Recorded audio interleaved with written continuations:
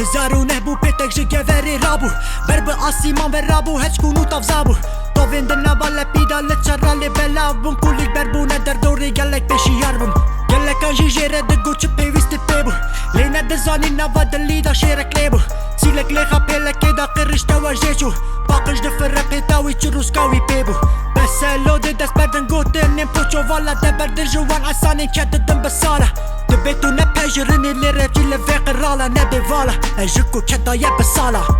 Dê tu bilin bike dengê xwe Dê tu bilin bike dengê xwe Nehêle nava dil derdê xwe Biqîrîne ji dil derbixe Dê tu bilin bike dengê xwe Dê tu bilin bike dengê xwe Nehêle nava dil derdê xwe Biqîrîne ji dil derbixe Rabe tu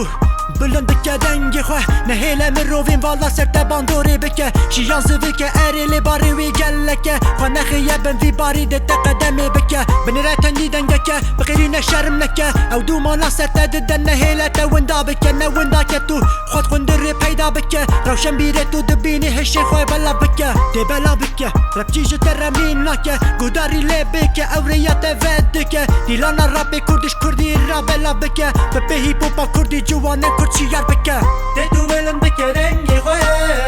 Dê tu bilin bike dengê xwe Nehêle nava dil derdê xwe Biqîrîne ji dil derbixe Dê tu bilin bike dengê xwe Dê tu bilin bike dengê xwe Nehêle nava dil derdê xwe Biqîrîne ji dil derbixe Rapçi şiyare Rêya azadî lê diyare Hên li vir neçûye li mikrofonê siyare Tewa dikin vî welatî rapçî lê berpisyare Bêziyane dilê wî her dem li xwe şiyare Evîna li lê kombîne pêşîne dû diyare Xeyala nava dilî hên wekî tutkê xiyare Mabesta dişopîne tola gelî diyare Heya ser mekevîtin vegerî lê ne diyare Dê tu bilin bike dengê xwe Dê tu bilin bike dengê